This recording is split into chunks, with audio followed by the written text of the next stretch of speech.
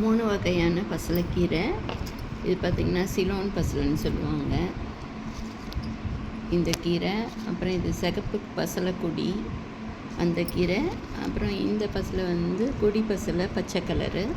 இது மாதிரி 3 பசலைக்கீரையும் கொஞ்சம் கொஞ்சம் பறித்து வச்சுருக்கு தோட்டத்துலேருந்து.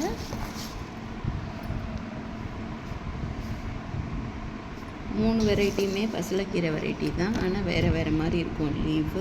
2 வந்து கொடியாட்டம் போகும். இது வந்து செடி பசலை, சிலோன் பசலை வந்து செடி பசலை. இதுலேருந்து காம்பு எடுத்து வச்சாவே போதும். எவ்வளோ சின்ன காம்பு, இதை எடுத்து வச்சாவே போதும், திருப்பி இது வளர்ந்து வந்துடும். அந்த கீரையை பிச்சுட்டு அந்த காம்பை எடுத்து நட்டு விட்டுருவேன். எல்லா 3 பசலைக்கீரையுமே காம்பு நட்டால் வந்துடும். இந்த சிகப்பு பசலை காம்பில் சூப்பெல்லாம் கூட குடிக்கலான்னு சொல்லுவாங்க. கொஞ்சம் ஓரத்தில் காம்பெல்லாம் சிகப்பாக இருக்கும். இது கீரையும் பறிச்சிக்கலாம், காம்பையும் சூப்பு வச்சு குடிச்சிடலாம். கொஞ்சம் பூ சாமிக்கு. அப்புறம் சுண்டைக்காய் எப்படியும் வாரத்துக்கு ஒரு நாள் அதை எடுத்துடலாம், அவ்வளோ காய் வரும்.